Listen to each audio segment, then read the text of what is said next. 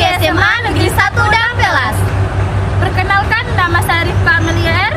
sebagai Ketua OSIS SMA Negeri 1 Dampelas tahun 2020-2021. Dan rekan saya, Hai, perkenalkan nama saya Zulhijjah. Saya selaku Wakil Ketua Sekbid Bela Negara SMA Negeri 1 Dampelas. dengan ini kami mengajak teman-teman semua untuk mengikuti materi wawasan Wiyata Mandala MPLS SMA Negeri 1 Dampelas tahun pelajaran 2021-2022. Apa sih wawasan Wiyata Mandala itu? Simak yuk! Bismillahirrahmanirrahim. Assalamualaikum warahmatullahi wabarakatuh. Rabbi syrahli sadri wa yassirli amri wahlul 'uqdatam min lisani yafqahu qawli. Bersyukur hanya kepada Allah Subhanahu wa taala dan bersalawat hanya kepada baginda Nabi Muhammad sallallahu alaihi wasallam. Adik-adik sekalian yang kami cintai, pertama-tama saya mengucapkan selamat datang di SMA Negeri 1 Dampelas, sekolah yang telah menjadi pilihan kalian untuk melanjutkan pendidikan dari tingkat SMP. Tak kenal maka tak sayang. Untuk itu, sebelum saya menyampaikan materi wawasan Wiyata Mandala, sebelumnya perkenalkan, nama saya Eva Arna SPD, pendidikan terakhir S1 Universitas Tadulako, pendidikan terakhir S1 PPKN Universitas Tadulako tahun 2007. Guru bidang studi mata pelajaran PPKN, alamat Desa Talaga. Baik, adik-adik sekalian yang kami cintai, kita masuk pada pembahasan materi wawasan Wiyata Mandala. Pada materi wawasan Wiyata Mandala, secara garis besar setidaknya ada 3 poin penting yang harus kita ketahui. Yang pertama yaitu pengertian wawasan Wiyata Mandala, kemudian yang kedua adalah komponen-komponen penting dalam wawasan Wiyata Mandala, kemudian mekanisme pelaksanaan wawasan Wiyata Mandala. Ya, baik.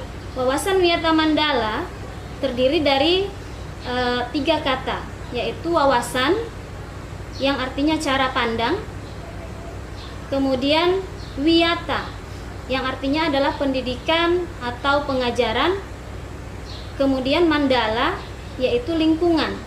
Jadi secara sederhana dapat disimpulkan bahwa pengertian wawasan Wiyata Mandala adalah cara memandang sekolah sebagai lingkungan pendidikan dan pengajaran. Selanjutnya kita melihat pada komponen-komponen penting dalam mewujudkan wawasan Wiyata Mandala. Siapa saja yang bertanggung jawab dalam mewujudkan wawasan Wiyata Mandala ini? Ya, komponen-komponen penting yang dimaksud adalah yang pertama adalah kepala sekolah, kemudian guru, kemudian sivitas akademika, kemudian siswa, dan masyarakat sekitar. Mari kita lihat sama-sama peran apa saja yang harus dilakukan oleh kepala sekolah untuk mewujudkan wawasan Wiyata Mandala. Yang pertama, kepala sekolah berwenang dan bertanggung jawab penuh terhadap penyelenggaraan pendidikan di lingkungan sekolah. Ya, kemudian peran kepala sekolah yang kedua yaitu kepala sekolah dihormati dan berwibawa. Artinya, siapapun yang berkepentingan dengan sekolah harus melalui kepala sekolah. Kemudian yang ketiga, semua aparat sekolah tidak boleh bertindak sendiri-sendiri, melainkan atas seizin kepala sekolah. Kemudian yang keempat, kepala sekolah melaksanakan program-program yang telah disusun bersama komite sekolah.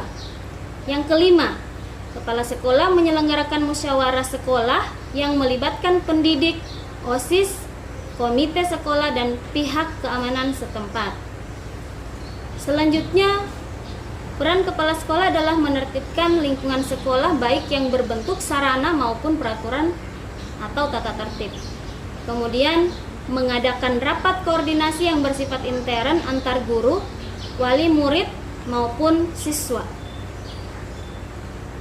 Yang terakhir adalah menyelenggarakan kegiatan yang dapat menunjang kegiatan sekolah seperti pramuka, PMR, paskibraka, kegiatan keagamaan, kesenian, dan lain-lain. Yang kedua adalah peran guru di dalam mewujudkan wawasan wiyata mandala. Kita lihat bersama peran guru dalam mewujudkan wawasan wiyata mandala. Yang pertama, menjunjung tinggi martabat dan citranya, baik sikap dan tingkah lakunya.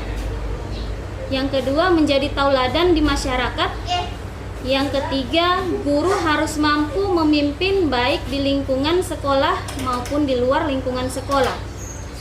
Yang keempat, guru saling bekerja sama dengan orang tua dalam mengemban tugas pendidikan.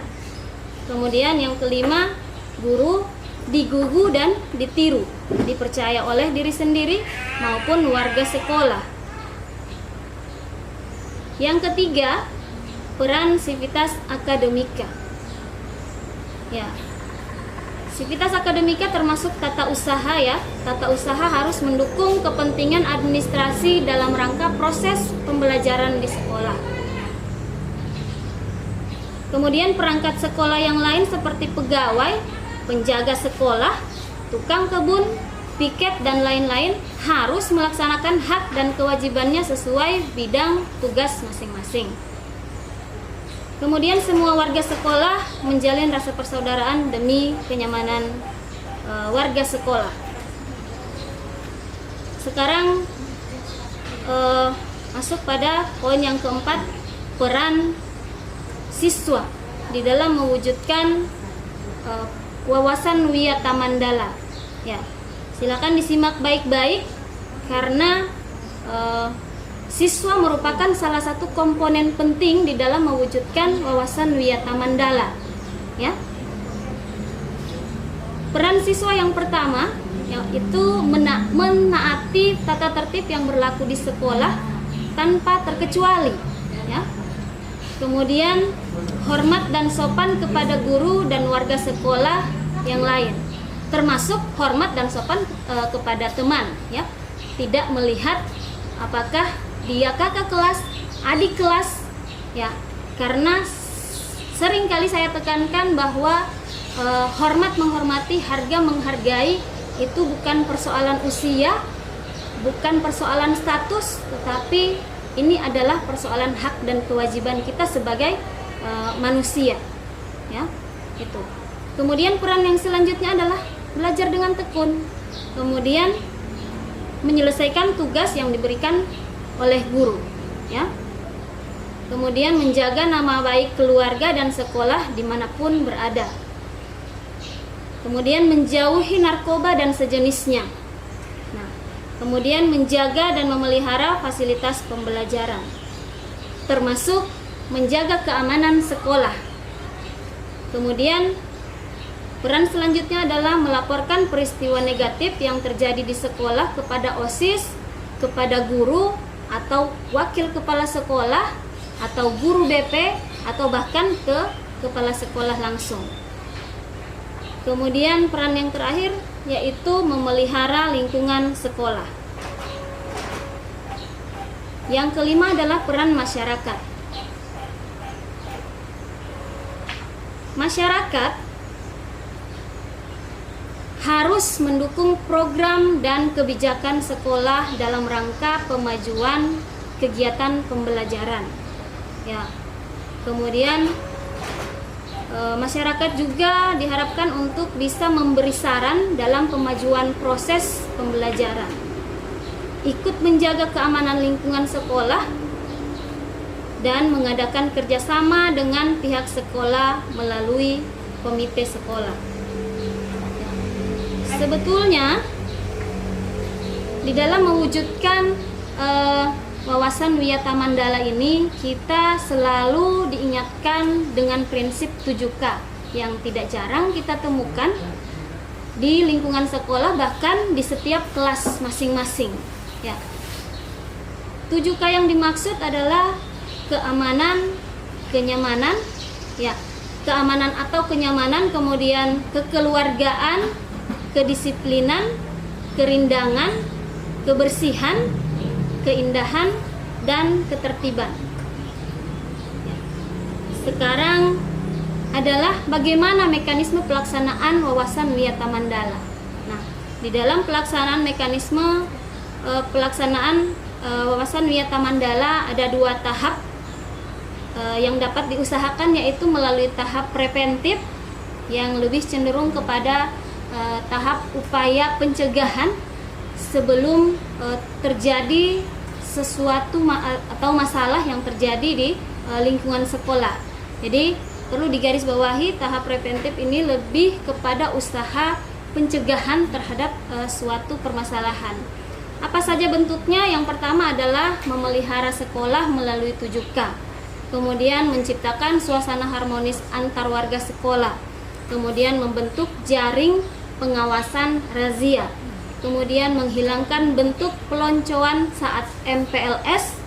Kemudian mengisi jam kosong dengan kegiatan ekstrakurikuler. Kemudian yang keenam adalah meningkatkan keamanan dan ketertiban saat berangkat dan usai sekolah. Kemudian tahap berikut adalah tahap represif. Ya, tahap represif ini adalah tahap usaha penindakan, ya, ketika sesuatu hal yang tidak kita inginkan atau sesuatu masalah yang telah terjadi, maka solusi yang diberikan adalah dengan penindakan ketika itu sudah terjadi, ya. Jadi represif atau penindakan. Apa saja yang ada di tahap ini yang dapat diupayakan adalah mendamaikan pihak yang terlibat perselisihan, kemudian menetralisir isu negatif yang berkembang, kemudian berkoordinasi dengan pihak keamanan bila ada kriminal di sekolah, kemudian penyelesaian kasus secara hukum terhadap kasus yang melibatkan pihak luar sekolah, kemudian mengadakan bimbingan dan penyuluhan, dan yang terakhir adalah memberikan sanksi sesuai tata tertib yang berlaku.